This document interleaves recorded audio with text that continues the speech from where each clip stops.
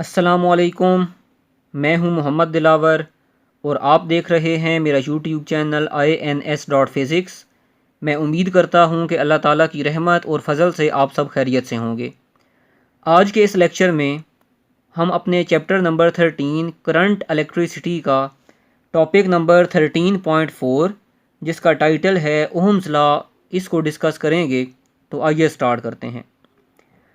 Ohm's law को Ohm's law इसलिए नाम दिया जाता है क्योंकि इस लॉ को सबसे पहले एक जर्मन फिजिस्ट जिनका नाम था सर जॉर्ज साइमन ओहम, उन्होंने डिस्कवर किया था। इसीलिए उन्हीं के नाम पर इस लॉ को ओहम्स लॉ का नाम दे दिया गया। सर जॉर्ज साइमन ओहम 16 मार्च 1789 को पैदा हुए और 6 जुलाई 1854 को उनकी डेथ हुई। ओहम्स लॉ को डिस्कस करने के लिए कंसिडर करें कि हमारे पास एक कंडक्टर है। इस कंडक्टर की लेंथ L है। कंडक्टर के अंदर very large amount of free electrons मौजूद होते हैं और उन्हीं फ्री इलेक्ट्रॉन्स को हम यहाँ पर इन डॉट्स की फॉर्म में शो करवा रहे हैं और इन इलेक्ट्रॉन्स के ऊपर चार्ज नेगेटिव है। और सिर्फ फ्री इलेक्ट्रॉन्स ही मौजूद नहीं हैं बल्कि पॉजिटिव एटम्स भी हमारे कंडक्टर के अंदर मौजूद हैं। हमने अपने कंडक्टर को एक बैटरी के साथ कनेक्ट किया जिसका पोटेंशियल है V, यानी कि हमने अपने कंडक्टर के इन दोनों एंड्स के दरमियान पोटेंशियल डिफरेंस को अप्लाई करवाया ताकि हमारे कंडक्टर में से जो इलेक्ट्रिक करंट है वो फ्लो कर सके। अब क्योंकि इस कंडक्टर के दोनों एंड्स के दरमियान पोटेंशियल डिफरेंस भी है, कंडक्टर की लेंथ L भी है और हमें पता है कि according to electric potential gradient जब भी हम पोटेंशियल डिफरेंस को लेंथ से डिवाइड करते हैं तो वो हमारे पास बराबर आती है इलेक्ट्रिक फील्ड इंटेंसिटी के। इट मीन्स कि due to this length and due to potential difference between these two ends of the conductor, एक electric field from high potential to low potential हमारे कंडक्टर के अंदर पैदा होना स्टार्ट हो जाएगी, जिसको हम यहाँ पर ग्रीन वेक्टर से शो करवा रहे हैं। अब याद रखिएगा कि हमारी बैटरी बिल्कुल ऐसे ही काम करती है जैसे पंप होता है। जैसे पंप हमारे पानी के ऊपर प्रेशर अप्लाई करता है और पानी with very high speed flow करना स्टार्ट कर देता है, बिल्कुल उसी तरह से जो हमारे पास बैटरी होती है वो बैटरी भी एक्चुअली हमारे चार्जेस के ऊपर फोर्स को अप्लाई करती है, प्रेशर को अप्लाई करती है और उस फोर्स की वजह से जो चार्जेस होते हैं वो कंडक्टर के अंदर फ्लो करना स्टार्ट कर देते हैं। यानी कि पंप यहाँ पर एज अ पोटेंशियल डिफरेंस और जो हमारे पास फ्री चार्जेस हैं वो बिहेव करेंगे एज अ वाटर। अब ओहम्स लॉ के अंदर हमने क्या देखा, मिसाल के तौर पर मैंने इन दो एंड्स के दरमियान जो पोटेंशियल डिफरेंस अप्लाई किया दैट इज़ 0.3 वोल्ट। यानी कि हमने यहाँ पर जो बैटरी अटैच की हुई है वो बैटरी कितने वोल्ट की है, 0.3 वोल्ट की है। जब 0.3 वोल्ट की बैटरी को यहाँ पर अटैच किया तो इस पोटेंशियल डिफरेंस की वजह से हमारे कंडक्टर के अंदर जो करंट फ्लो कर रहा था उस करंट को हमने एक एमीटर से चेक किया और उस करंट की रीडिंग हमारे पास आई 0.12 एम्पेयर एग्जांपल के तौर पर। फिर देन हमने क्या किया, नेक्स्ट रीडिंग में हमने पोटेंशियल डिफरेंस को इंक्रीज़ कर दिया, बैटरी के पोटेंशियल को बढ़ा दिया। कितना कर दिया, 0.5 वोल्ट कर दिया।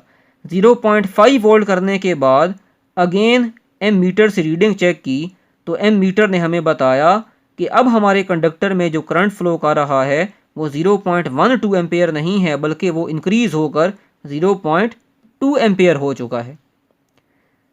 थर्ड रीडिंग में हमने क्या किया, पोटेंशियल डिफरेंस को और ज़्यादा बढ़ाया, पोटेंशियल डिफरेंस को कर दिया 0.75 वोल्ट और इस पोटेंशियल डिफरेंस की वजह से कंडक्टर में फ़्लो होने वाले इलेक्ट्रिक करंट को जब मेजर किया इस एम मीटर के ज़रिए तो वो करंट हमारे पास पहले से भी ज़्यादा आया। कितना, 0.3 एम्पेयर। यानी कि जैसे जैसे हम पोटेंशियल डिफरेंस को बढ़ाते जा रहे हैं, बिल्कुल उसी प्रोपोर्शन से हमारे पास कंडक्टर में जो फ्लो होने वाला इलेक्ट्रिक करंट है वो भी बढ़ता जा रहा है, सेम प्रोपोर्शन से। यानी कि हर दफ़ा जब पोटेंशियल डिफरेंस और कंडक्टर में फ़्लो होने वाले करंट की रेशो ली गई तो तीनों रीडिंग्स के अंदर हमारे पास जो रेशो आई वो सेम थी, 2.5, 2.5, 2.5। तो अब हम यहाँ से ओम्स लॉ को डिफ़ाइन कर सकते हैं। किस तरह से? The current flowing through a conductor is directly proportional to the potential difference across its two ends. Conductor में फ़्लो होने वाला इलेक्ट्रिक करंट डायरेक्टली प्रोपोर्शनल होता है कंडक्टर के दोनों एंड्स के दरमियान अप्लाई किए गए पोटेंशियल डिफरेंस के साथ। लेकिन शर्त क्या है? प्रोवाइडेड, बशर्ते के physical states such as temperature etcetera of the conductor remains constant. शर्त यह है कि कंडक्टर की जो फिजिकल स्टेट है वो चेंज ना हो। फिजिकल स्टेट कहने का मतलब है कि ना हम अपने कंडक्टर का टेम्परेचर चेंज करें, ना हम अपने कंडक्टर का जो है वो ऊपर अप्लाई होने वाला प्रेशर वगैरह चेंज करें। जब हम इन फिजिकल स्टेट्स को चेंज नहीं करेंगे देन जिस तरह से हम इस बैटरी के पोटेंशियल को बढ़ाते जाएंगे उसी प्रोपोर्शन के साथ हमारे कंडक्टर में जो फ्लो होने वाला इलेक्ट्रिक करंट है वो भी बढ़ता जाएगा। सो मैथमेटिकली हम इसको लिख सकते हैं, current is directly proportional to the potential difference between these two ends of the conductor. और जब इस साइन को रिमूव करेंगे तो एक कांस्टेंट अटैच करेंगे और यहाँ पर कांस्टेंट क्या है? Capital G, which is called conductance, जिसको हम आने वाले लेक्चर्स में डिटेल में डिस्कस करेंगे। एक्चुअली कंडक्टेंस किसी भी मटेरियल की या किसी भी कंडक्टर की प्रॉपर्टी होती है कि कोई कंडक्टर अपने अंदर से कितना इलेक्ट्रिक करंट गुजरने देता है। जिस कंडक्टर की कंडक्टेंस ज़्यादा होती है उस कंडक्टर से उतना ज़्यादा करंट फ्लो करता है, और जिस कंडक्टर की कंडक्टेंस की वैल्यू कम होती है उस कंडक्टर में से उतना कम करंट जो है वो फ्लो करता है। सो हमने कांस्टेंट को रिप्लेस कर दिया जी से, और हमारे पास जी किसकी इक्वल होता है? 1/r। अगर हम रेजिस्टेंस का रेसिप्रोकल ले लें तो वो हमारे पास किसकी इक्वल आ जाता है? जी की इक्वल आ जाएगा। सो जी को रिप्लेस कर दिया 1/r से, तो यहाँ से हमारे पास रिलेशन बन गया V is equal to IR, which is the mathematical expression of Ohm's law. V potential difference between two ends of the conductor, I is the current flowing through the conductor due to this potential difference, and R is the resistance of the conductor। इस resistance की value हर conductor के लिए अलग हो सकती है। Copper के लिए अलग होगी, आयरन के लिए अलग होगी, सिल्वर के लिए अलग होगी, एल्युमिनियम के लिए अलग होगी। इसी तरह जो भी कंडक्टर होगा उसके लिहाज से आर की वैल्यू जो है वो अलग होगी। अब अगर हमने यहाँ से कंडक्टर की रेजिस्टेंस को कैलकुलेट करना हो तो रेजिस्टेंस को हम कैलकुलेट कर सकते हैं potential difference divided by current. याद रखिएगा ये रेजिस्टेंस की डेफिनेशन नहीं है कि जस्ट हम रेजिस्टेंस को कैलकुलेट कर रहे हैं बाय यूजिंग ओहम्स लॉ। और हमारे पास एक माइक्रोस्कोपिक फॉर्म भी होती है कूलम्स लॉ की, जो कि होती है current density is equal to surface charge density sigma multiplied by electric field intensity.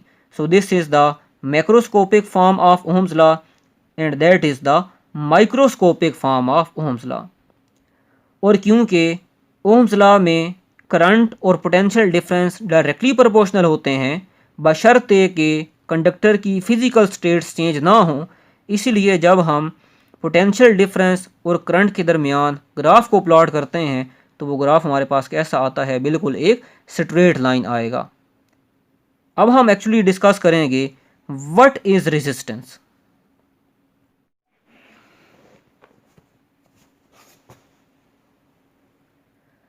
Resistance किसी भी कंडक्टर की, किसी भी मीडियम की करैक्टरिस्टिक का नाम है रेजिस्टेंस। रेजिस्टेंस को समझने के लिए मैं आपको एग्जांपल देता हूँ कि मिसाल के तौर पर आप एक गाड़ी में बैठे हुए हैं और उस गाड़ी में आप एक रोड के ऊपर मूव कर रहे हैं। अगर तो वो रोड बिल्कुल क्लियर होगा तो हमारी गाड़ी की जो स्पीड है वो ज़्यादा होगी, हमें किसी तरह की रुकावट का सामना नहीं होगा।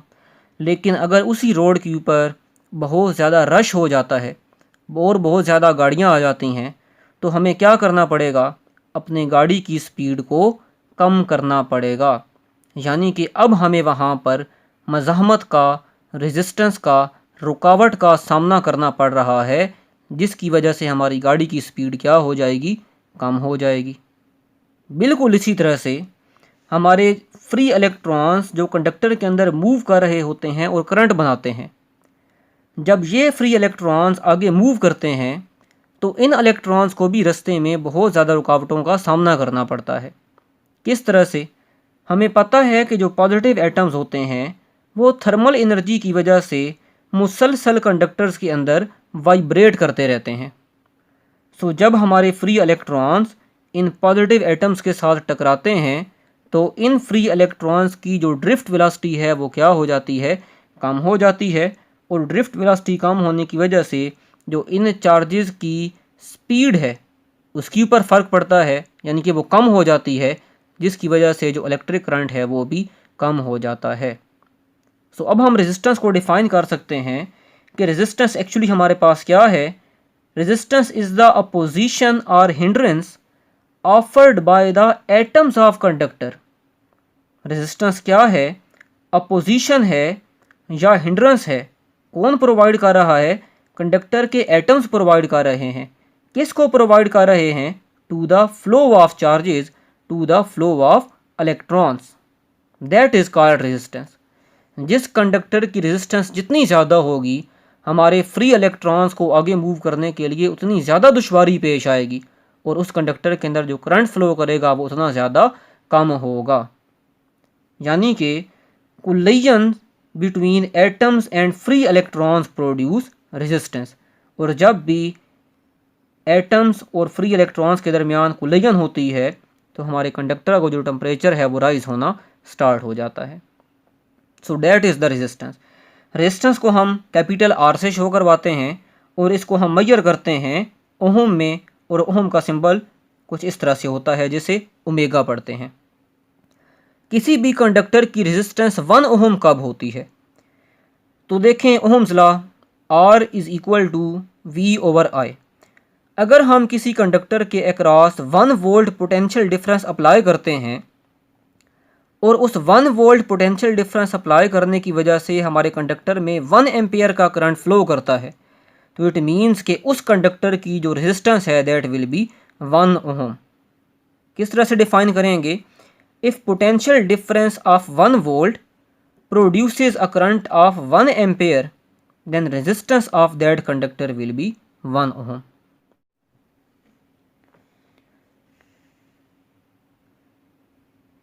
अब रेजिस्टेंस किन फैक्टर्स पर डिपेंड करती है? देखें, according to Ohm's law resistance is equal to voltage divided by current. और याद रखिएगा कि जब भी हम एक कांस्टेंट ऑफ प्रोपोर्शनैलिटी को ख़त्म करने के लिए किसी न किसी कांस्टेंट को इंट्रोड्यूस करवाते हैं तो उस कांस्टेंट की वैल्यू कुछ और फैक्टर्स होते हैं जिनके ऊपर डिपेंड करती है, ना कि वो उस इक्वेशन में मौजूद जो वैल्यूज़ होती हैं उनके ऊपर डिपेंड करती है। अब वो कुछ और फैक्टर्स कौन से हैं? तो पहला फैक्टर है हमारे पास nature of the conductor. Conductor की नेचर पर डिपेंड करेगी रेजिस्टेंस की वैल्यू। यानी कि हमारे पास जो कंडक्टर है उसकी नेचर कैसी है? क्या उस कंडक्टर के अंदर पॉजिटिव एटम्स की तादाद बहुत ज़्यादा है? क्या उस कंडक्टर के अंदर पॉजिटिव एटम्स की तादाद बहुत कम है? क्या उस कंडक्टर के अंदर फ्री इलेक्ट्रॉन्स ज़्यादा हैं या फ्री इलेक्ट्रॉन्स कम हैं? तो जिस तरह से कंडक्टर की नेचर होगी उसी के कोरस्पॉन्डिंग उस कंडक्टर की जो रेजिस्टेंस है उसकी वैल्यू भी चेंज होती रहेगी।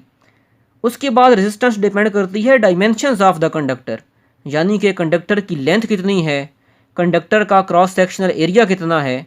जब ये चीज़ें चेंज होंगी उसी के लिहाज से जो रेजिस्टेंस की वैल्यू है वो भी चेंज होती जाएगी।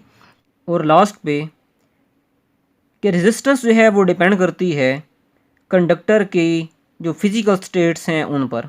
फिज़िकल स्टेट्स यानी कि टेम्परेचर वगैरह, प्रेशर वगैरह।